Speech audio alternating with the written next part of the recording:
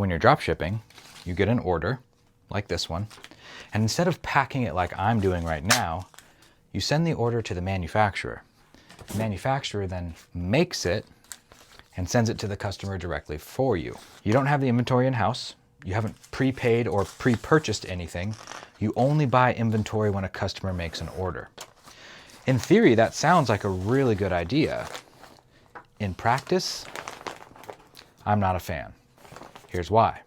If you sell this mixing bit and another person sells this exact same thing, it is now a competition on price, and the customer is going to buy from whoever has a lower price. That's why I don't like drop shipping, because it's a competition on price. You are all ordering from the same factories, getting the same products from the same places, and selling to the same groups of people. However, there are some people that are successful doing drop shipping. There are ways that you can make it work, but eventually they all lead you towards one path, which is building your own brand with unique products that are specifically created by you. So when I say unique products, what's really important to understand is that it doesn't have to be like a world-breaking new technology, this new thing no one's ever heard of before. It could be just a slight improvement on something that exists already, like a yoga mat with a carrying strap, or like an axe handle that has something hidden inside for survival. Like, there's all kinds of use cases out there. But that's the point I want to make, and the distinction I want to make is that dropshipping's a race to the bottom, especially on Amazon. Let's pause for a second and talk about that, because Amazon has a terms of service. And so if you've ever looked at Amazon's terms of service, which I don't imagine you have because very few people do, because why? It's a lot of legal mumbo jumbo and it doesn't really serve you, but hey, that's why you have me. They don't allow drop shipping of any kind. You'll get booted from the platform really, really quickly. So drop shipping on Amazon, off the table. That means you have to be using Shopify, eBay, Etsy, another one of these payment processing or fulfillment channels or selling channels, because you can't. It's against the terms of service. You just can't use it. So that limits your reach, because remember, Amazon is demand capture. You're capturing the demand of people that are already on the platform searching for stuff, whereas all the other stuff is demand generation. You could put Etsy and eBay in the same category as Amazon, for sure. It's all demand capture. You're basically capturing the existing demand on those platforms, but anything other than that, Shopify, WordPress, that's demand generation. And if you don't get customers to visit your website, they will never learn that you exist. They will never buy from you. You will never make money. You will never move product. No one's just going to randomly discover your website.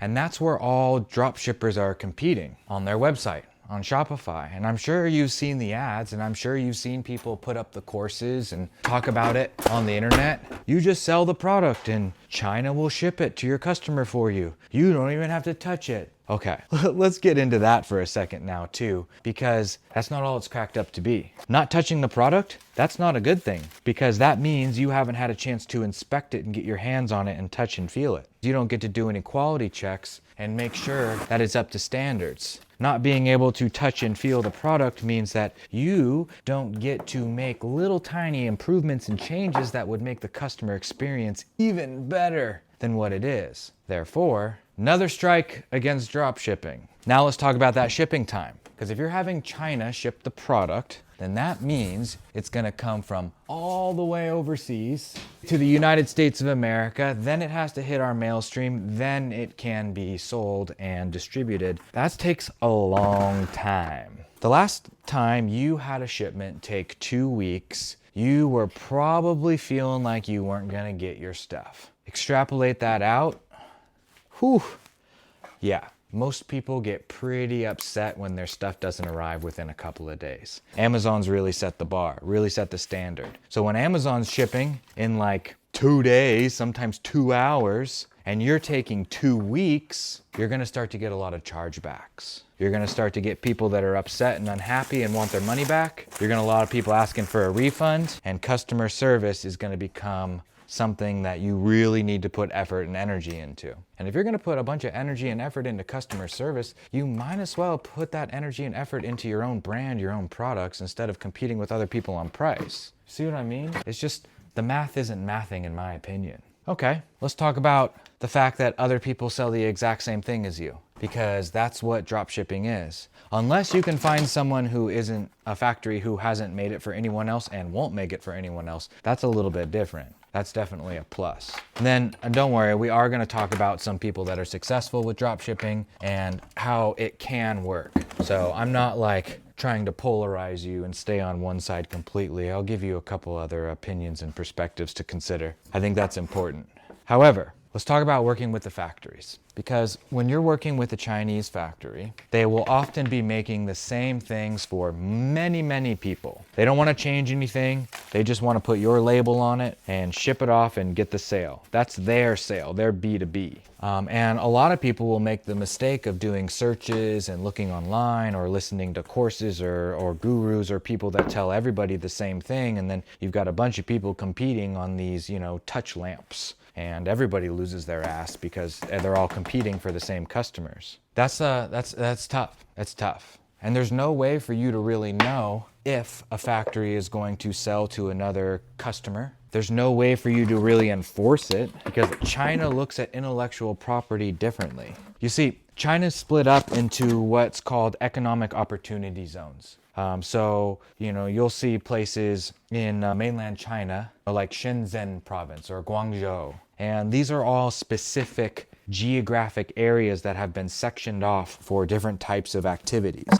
Let's say in one case it's shoes, another case toys. And all of the factories that make toys and shoes are all in the same area. They're in the same economic opportunity zone. That means the business owners, they talk. They see each other. They communicate. They talk about what they're making for their customers in the United States. They talk about the innovations that they've experienced, and they all share information. They really do look at technology as open source, whether that's technology for a wood-burning marker or whether that's technology for a PCB and microchip. They look at it as shared open source technology. And so when one person learns of something that's selling well or doing well, they share it with everybody else. And it's easy for them to share it because they're in the same area, the same vicinity. Like, imagine just standing in line at your lunch break and you get to meet someone in line who does the exact same thing as you in a slightly different, area of your industry, and you guys strike up a conversation, you start talking about what you're working on. Like, it's literally like that. They're really close. Lastly, China's courts don't really care that much about our intellectual property laws. US has very stringent, very strict intellectual property laws, meaning IP or the things that you've created, the way something looks, the way something works. And they don't look at it the same way. Because they look at it as open source, they don't think to do any type of playing by the rules according to American standards prior to the point where they get sued or get in trouble or their listing gets taken down. So it's hard to compete with that. It's hard to compete with people who don't play by the same rules. It's just a classic way to get an upper hand. Not saying they're doing it intentionally, I don't know, I can't say. But what I do know is that when you don't have to play by the rules, you absolutely have an advantage. Now, the last thing that I want to bring up is that if you're competing with Chinese sellers on the same products, that's even worse. Now, I know you've seen it. You get on Amazon and you see well, let me put it this way. Let's say that you're a factory that makes toys. And this new toys come out and it is just taken off. It is going great for some of your American resellers, right? You've made this adaptation and they're ordering 10, 20, 50, 100,000 units at a time. And you're like, what the heck is going on? This thing is successful. And you're the factory and you're making it. Well, selling on Amazon from China has never been easier. So what's going to stop that factory from taking your product and selling it right alongside you on Amazon? Nothing. And I've seen it happen time and time again to people who have great products. They get ripped off. I mean, so the factory is like, okay, I'm selling it to this person, but I could double my price, ship everything from China to US, sell it on Amazon, and profit. That's hard to compete with, especially when you hear my last point. Now, this last point is contentious, and it's not necessarily true, and I don't have any proof. It's hearsay, conjecture, and speculation. So let me just get that out of the way. But there are a few things that I know are true. And one of those is that you are only allowed to sell so much yuan every year. Yuan is the Chinese currency. The government doesn't allow it. They won't allow you to sell more than a certain amount of their currency because they want to keep it in their economy, and they don't want people getting rich in China and taking their wealth over to places like the United States, Great Britain, Australia, Canada, etc. So they say, you're only allowed to sell this much yuan per year. And it really hamstrings a lot of people, especially the ones that are really rich and want to invest in other countries, etc. So, because of that, Chinese citizens have to figure out another way to get their money out of China and into the US money system. They can't just sell their yuan, they're not allowed to, and they will be heavily pursued and punished by the government. So how do they do it? And that's where a form of money laundering comes into play. These Chinese sellers will sell products on Amazon that are commoditized that they can move large amounts of, and they will sell them for extraordinarily cheap. They will compete on price with American sellers, race to the bottom, beat them, grab all of the market share, and intentionally lose money. You know how you see some stuff on Amazon, you're like, how is that only $1.99? There's no way you're making money on this. There's no way. You can't be. And you're right. They aren't. They are losing money. They are spending Chinese yuan to buy the inventory. They are sending it to America. They are earning US dollars, and they are keeping those US dollars in the United States banking system and then using it to invest in properties or whatever they want to spend their money on. So they're literally taking a bath financially to get US dollars. I can't imagine the exchange rate is very good, especially when you're losing money on Amazon. And so basically Amazon is the middleman in these transactions, allowing Chinese sellers to undercut American sellers, take a bath financially, and launder money out of the country into United States so that they can have money to spend in our economy. Those are some of the bigger reasons I don't like dropshipping, and I don't think it's a good idea. Now, there are others that we can get into, but those are the real big ones. Competition on price is not ideal. Selling the same product as somebody else is a race to the bottom. Shipping times are really, really long. Not being able to touch, see, feel, and get close to your product causes issues with not just product development, but overall customer satisfaction. And then if you have to compete with Chinese sellers, that's tough. Not to mention intellectual property. That's why I'm not a huge fan of dropshipping, and I think that it's not worth your time. It's not worth my time, so I don't do it. And when people reach out to me and I ask them questions about their business and I find out they're dropshipping, I'm like, hey, just to be clear, like, I'm not a dropshipping guy. Like, I don't know that game. I don't know it. I haven't studied it. I haven't been successful at it. I don't know how to do it. So if you're looking for help with dropshipping, like, I'm not your guy. If you want to watch YouTube videos about building a brand, an e-commerce brand, about a product that you've created that's uniquely yours, that you've invented, great. I would love to be a sounding board for you and lend a hand in any way, but not dropshipping. A few moments later. Oh, ouch. That thing nailed me pretty good. Where did it come from? All right, a couple more days, we'll have a warehouse. And I'm very excited about that. Oh man, look, that thing fell from so high up and it was so heavy that it just dented me. And now I got a little blood. I'm gonna show it to my son. He's gonna go, ooh, Dad, oof. And he cracks me up. It's not all doom and gloom though. There are still some people out there that dropship and make a ton of money. So let's talk about that. What is it that they're doing that allows them to be successful? Well, they've got great relationships with the factory. They probably aren't competing on price specifically on that exact item because the factory is not going to sell it, or they have some sort of agreement that prevents the factory from selling it. They have great shipping times. They have really high converting ads, like really high converting ads. Return on ad spend, double digits, really high. They've got a really high margin product, so they can afford to spend all the money to advertise to move the product. And they're right place, right time. Because eventually, all of this stuff will even out. Everybody will figure out what's working and what's not working. And other people are going to sell the same exact thing. So if you're gonna have to change products, why not just build a brand from the start? Why not improve upon something that you use, know, and love regularly? So that brings me to my last and my final point is, okay, that's all well and good, Evan. You say dropshipping isn't a good idea and to build a brand, but what the hell do I build a brand around? I don't have any ideas. I don't know what product to launch. I don't know what to put out there into the world. Like, where do I even start with that? Do I do product research or like, I don't even know. If I was in that position and I knew that I wanted to build a brand, a legacy, something that would last, a product that people would love, enjoy, want, I would start with where I spend my time and my money, and I would take a deep,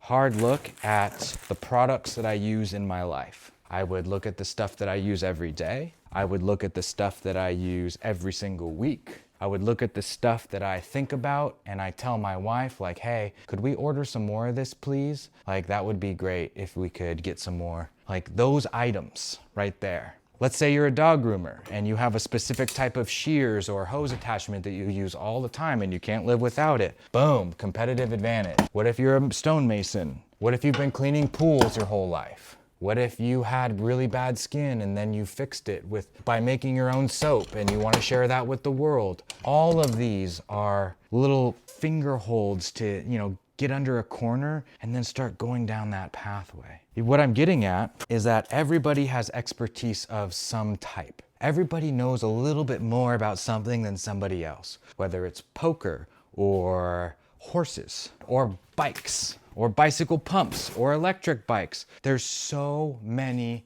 unique ways that you can have a competitive advantage. But you see, that competitive advantage only typically happens with experience. With life experience, with career experience, with work experience. So you have to go work in a field or in a career for a little while to get that experience and see what it's like working with other people, see what the industry's like, learn about the things, aerospace industry, freaking, the food service industry, consumer packaged goods, e-commerce, whatever the case may be, you can become an expert in just about anything. But what you need is time under the bar.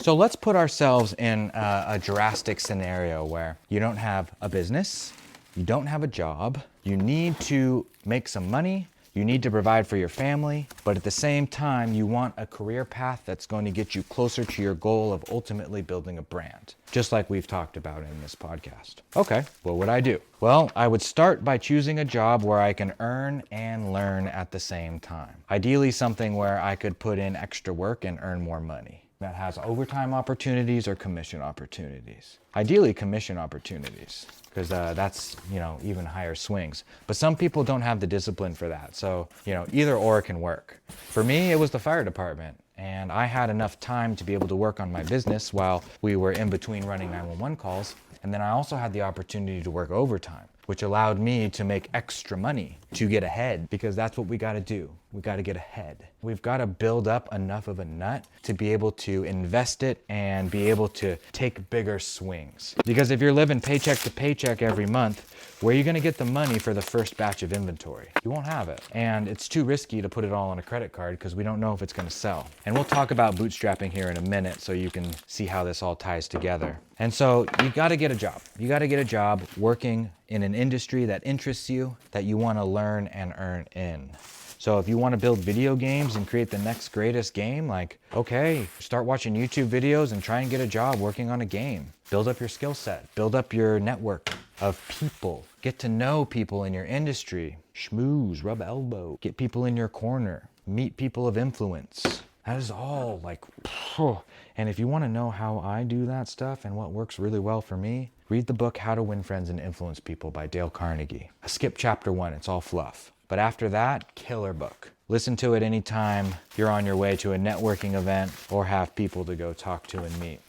It works. I can tell you that much right now. All right, so we got to get a job in our industry. Then what? Then you got to be the best. You got to own it, earn it, and do everything in your power to excel and crush everyone else in that role or in that field. Why, Evan? Can't I just chill? Not if you want to build a brand and be great. Because what this will do is it will teach you the discipline and the skills needed to push it, to go above and beyond. Because you're not going to be successful selling products if you're not willing to put in extra work. It's hard, guys. It is not easy. It takes a ton of effort and energy to build a brand. It is incredibly difficult. It's incredibly time consuming. It's very stressful. Nobody will thank you. Nobody will recognize you for your achievements. And everybody's gonna want something, including the government. It's not always easy. In fact, it's almost never easy. But we make money while we sleep. That is special. That is very rare.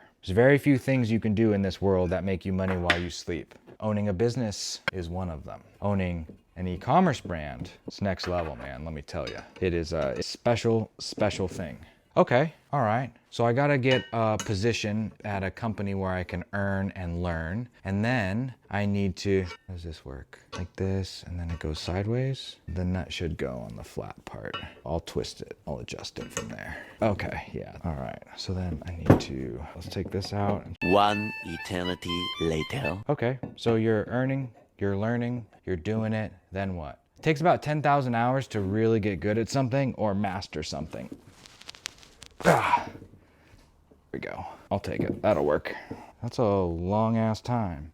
Yeah, it is about 5 years. That's about how long it takes to really truly understand your industry and get good at it and master it and learn it. But that's just the way that it is. And we need to start that clock sometime or another. So I suggest starting it as soon as possible. And while you're in that job, pay attention. Pay attention to what's going on, to the nuance of the industry and how things are done and what the standards are and, you know, what things are like. Because man, I'll tell you, if I had known more about the craft industry when I started Scorch Marker, I would be so much better right now. But I'm not, because I had to learn a bunch of stuff that I wasn't familiar with. New industry. And now that I'm, you know, so many years into it, there ain't no way in hell I'm starting over. That'd be crazy talk. Be crazy. Okay, let's see if we can get this to work. Let's turn the RPMs way down. Okay, so it starts slow. Okay, adjustable on the fly. You see this? This is pretty cool. Okay, cool. We're looking pretty good, guys. It's working. It's working. We've got a mixing machine. Ooh, I really hope this chuck is big enough. I don't know if it is. I don't even know if this thing will have enough torque. Yes. Okay, it'll fit. So what I'll do is I'll end up cutting this rod off to make sure that it fits in the 5-gallon bucket, but otherwise I think we're gonna be good. So basically this machine goes right here like so, and then I've got a 5-gallon bucket that's gonna go underneath it right here. This is gonna go off center on the side and spin a mixing bit and mix up the Scorch paint. So I've got this new mixer because I was tired of using my large drill press, and also I needed something to bring over to the new warehouse. So it looks like we got what we need. This is gonna be great. And it was like $100, so I'll take it. That's not bad at all. And drill press is gonna be expensive too. And it's something I can make a video about, so win-win, right? Okay, this, I'm not sure what this thing is. I don't know how it works. Oh, this goes down here to hold. We're missing a piece. Okay, that goes down there. That's a little grabber to hold the beaker. I mean, obviously we're not using beaker, but I want to at least get it set up. That would make sense. I'm gonna look for it. All right, so now that you have the job and you're earning and learning in your industry, okay, there we go. That's set aside. Then I want you to think about all those products that you know, use, and love. Think about all those things that you use on the daily, that you can't live without, that you must have, that you get worried about when you run out of, that stuff. Now, once you know what that is, and you're like, this thing's amazing, then you need to improve on it and make it even better. That's how we build a brand. We take an existing product that we are experts in, know, use, and love all the time, and we enhance it by making some positive changes, changes that we've always wanted to see, because there's a good chance, not a good chance, because you are your customer. If there's something that you've created and improved upon, I can guarantee you that there are other people who would find value in that as well. We're not unique, we're not that special. You know, we're a lot more similar than many people think. So there's something to be said for selling improvements to existing items that you've made better. Plus, it's way easier to do it that way.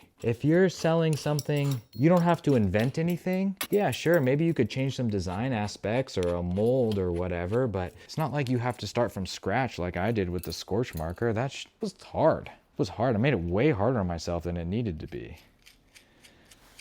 So you can totally skip that part and just not have to deal with all that. But then what? Now I have something that I know I want to make, but where do I start? Content. Remember how we talked about demand generation and demand capture earlier? If you don't get the interest and attention of people, you will never sell a product. You have to get attention. And everybody knows this deep down, but a lot just seem to refuse to believe it. You have to get attention if you want to make sales. No one is going to just randomly discover you, make a purchase, and have that happen at a regular enough rate for you to have anything substantial. It's just not going to happen. So then we think about that. What are some of the ways that we can get attention for our stuff? Well, obviously you could tap into existing markets like Amazon and Etsy and eBay, right? That's where demand capture comes into play. But if you're selling anywhere else other than those platforms, your own website, etc., you have to get attention. You have to tell people about your product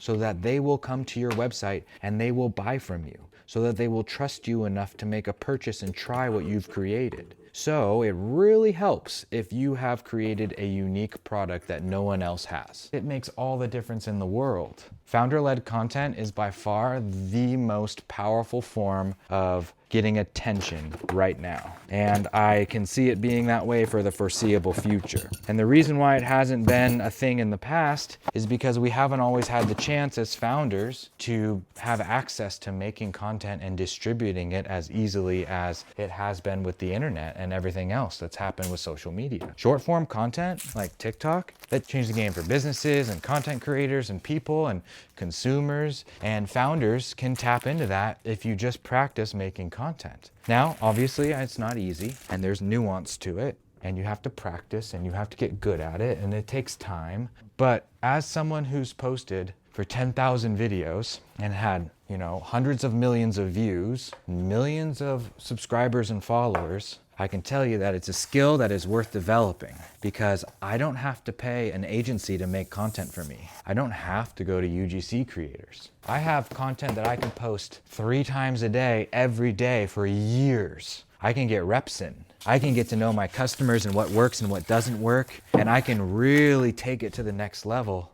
In terms of getting attention, I can do it all myself, which cuts down on marketing expenses, which allows me to get more repetitions in, which allows me to get better. And it creates this self-fulfilling cycle, this prophecy that just makes business easier. Well, I don't know if easier is the right word. I would probably use efficient. It would make business more efficient. Because you know how hard it is to get videos. You know how hard it is to create and get the stuff done. It's painful, to say the least. Now imagine if you had that skill and you didn't have to rely on another human to get attention for your product. You've now solved one of the big challenges of e-commerce, getting attention. Okay, so what do you actually mean though by make content? Because this doesn't make a ton of sense, Evan. Well, you got to start creating valuable stuff for your audience so that they can get to know you, so that when you do have a solution to a problem in those people's lives, your life, they'll buy from you and you can solve it. It's crazy because most people think that they have to come up with a product first. And that's what they'll do. They'll create this amazing product and they'll spend millions of dollars or millions of hours researching and trying to make this thing great. And then they go to launch and nobody buys it. They don't know how to market. They don't know who they're marketing to. They don't know who it's for. They just know they've made a great product. It doesn't work. You can't just have a great product. You've got to have the whole package. And it sucks because there's so many great products out there. And I get it because I was that person. It just doesn't work though. You have to have both. You have to have the attention and the great product and the problem to solve. It's all got to be together. So that means we need to start making content, getting attention for what we've created, what we're working on, and we need to build a list of people that are interested, that are willing and open to purchase from us and follow along of our journey as we build what we are building. That is the best way to do it, to get attention throughout the process, to build in public, to document. And that's hard for a lot of people because they're like, I don't even have a product yet. Why would I get attention? And I'm like, so you can have a list of people ready to buy from you when you launch. So you can be like, we did it, and they can get in on it and they can support you and they can purchase and they can leave you reviews and they can drive traffic to your Amazon store or your website and they can get you those sales on day one. Because everybody that doesn't do that, they turn their listing on, they start selling a product, and and it's crickets, nobody buys. And then they get disheartened, and then they might not come back to it, because that happened to me. I did all these things wrong, guys. All of these lessons were learned the hard way. So you've got to get attention. You've got to have a great product. It's got to be unique. Can't be drop shipping, because then you can't really document and create this whole hype thing. Otherwise, it's just about money, not about solving a problem. That's not really fair to say. It can still be about solving a problem, drop shipping. It's just harder. Then you need a way to get that product to somebody. And if you're using drop shipping, you can't sell on Amazon, and Amazon is a great place to start and validate and prove your idea. It really is. It's incredibly difficult to launch a brand drop shipping on Shopify, because the only way that you're going to be able to get the attention is with content. That means you'll need to pay for it, or you'll need to make it yourself. And if you're going to do either one of those things, you might as well invest in assets that are going to last you long term and build a brand. And that brings me to my last and final point: compounding. If you have to start the process over because you can't sell an item anymore because the market's been too saturated, or because you've raced to the bottom with a bunch of other sellers, and you have to switch to a new industry or a new product, you are now restarting the compounding process. Because when you're building a business, you get better every single rep. Whether that's years, whether that's months, whether it's weeks or days, you get better every single day you're operating the business. You get better. But as soon as you restart and go to a new business or another idea, you start over. I used to start over all the time. It's called shiny object syndrome. Alex Hormozy refers to it as a woman in the red dress. You start over. And every time you start over, you start the whole compounding process over again. And if you're anything like me, you understand the premise of investing in the S&P 500, just putting money away in index funds for 30 years and letting it compound. It's the compounding that creates the growth. It's the time in that specific industry and role. They don't say, invest in the S&P, sell it, and then go invest in the Dow Jones, and then sell it, and then go invest in ARK, and then sell it, and then go invest in Facebook. That's not how it works. Compounding regardless of what you've chosen, just sticking with it. And to be honest with you, most shit's not gonna happen until like 5, 6, 7 years in. It's gonna suck for a really long time. But the good news is that it doesn't take nearly as long as it would to earn a pension. Not gonna take 30 years. It might take 15 or 20, but it's not gonna take 30. And you'll have something that you own. And you'll have something that the compounding directly affects your net worth. You'll have something that makes you money while you sleep,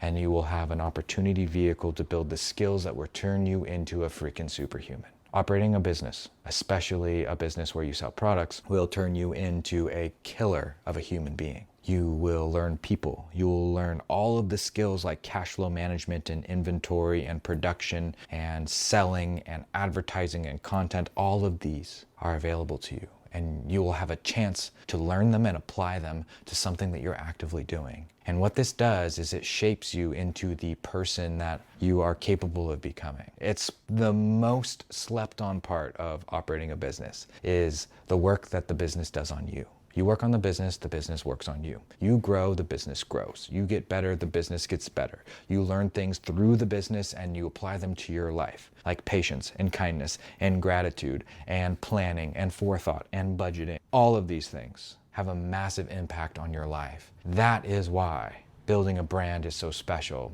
because you can keep that compounding process going and you won't have to start it over. There's money to be made in dropshipping. You can do it. There are ways to figure things out. There are people that know some stuff and they will kill it. But I promise you, it won't last more than 5 years. It won't. Show me a dropshipping product that has lasted more than 5 years profitably. I just don't think that it exists, because the market eventually evens out. So if I had to rank these characteristics of selling products, I would say that the opportunity vehicle, the business working on you, is the top. Second is being able to make sales while you're sleeping, okay? And then you have being able to compound the process and solve problems for people long term and get really, really good at this industry and become just a massive expert. And then you have everything else below that. Like, those are just so key and crucial, and it's really hard to begin those pathways with dropshipping because they don't last as long as a brand does. Don't get me wrong, not all brands are gonna work. Not every product is gonna work. I've launched like 18 products and only like 2 or 3 of them are successful. but you get better each time. And with each iteration and each alteration and change that you make, your products become better and you become better, and it's really special. That's why I don't believe in dropshipping. That's why I believe building a brand is the best way to do things. Not necessarily for short-term money, but long-term, and for you and for your mind and for your family. It's a better way to go, in my opinion. And yeah, there will be competitors and people will knock you off. That will happen. It's happened to me many times, and you deal with it. You roll with it and you take it in stride, knowing that the pie's ever increasing and there's plenty to go around. While we're on that subject, I want to talk about Relay. It's a banking platform that I use for Scorch Marker and Vanader. I really like them because they combine all of the best features of all the other banks that I've tried into one platform. I'm able to send checks online from the platform. I can set up multiple accounts and automate profit first, which saves me a ton of time. I can do all the transfers in ACH and send all the money, pay all the suppliers, receive all the money, all of it. It works. In fact, after I'd started using Relay, I fell in love with it. I'm like, this is great. So I reached out to their team and I was like, hey, let's do some sponsored content together because more people need to know about you. I want to get the word out, but I also, want to get paid for sharing the word too. And I'm really glad they said yes, because now you know about a business banking platform that is better than all the others, and I've had a chance to stress test it for you. Plus, it's free, the application is easy, they've got credit cards and debit cards and all the things that you will need for your business. So if you don't have a bank account, use Relay. There's a link in the description for you to put in your application. I think you'll really like the interface and the platform, and switching everything over is never going to be easier than it is right now. So big thanks to Relay for sponsoring this video. And that's why I believe in building a brand over dropshipping, because of all of those reasons. If you have any questions, drop a comment. I do read all of them. I'm not able to respond to every single one, but I do read them and I'd love to hear from you. Otherwise, I'll see you on the next one. These are our sales numbers going back 30 days from November 18th, 2024. Now remember, we're in Q4 right now, so these numbers are going to be higher than normal. This is our busy season. On Shopify, over the last 30 days, we did a total of $35,784.31. That's at a conversion rate of 1.77%. On Amazon, we did a total of $71,052.43 at a 14.34% conversion rate. Retail total income for the last 30 days is $23,730.50. No conversion rate there. That brings our total 30-day sales numbers to $130,567.24. Now remember, these are sales numbers, the big number. This is not profits. This is not the money that's left over. This is the biggest number possible, which can be misleading because it costs money to make that money. But you at least have a baseline to see where we're operating at, what kind of money we're making, and what our conversion rates are for each channel in the craft industry. I'll update you with the most recent 30-day sales numbers at the end of the next podcast. I'll see you there.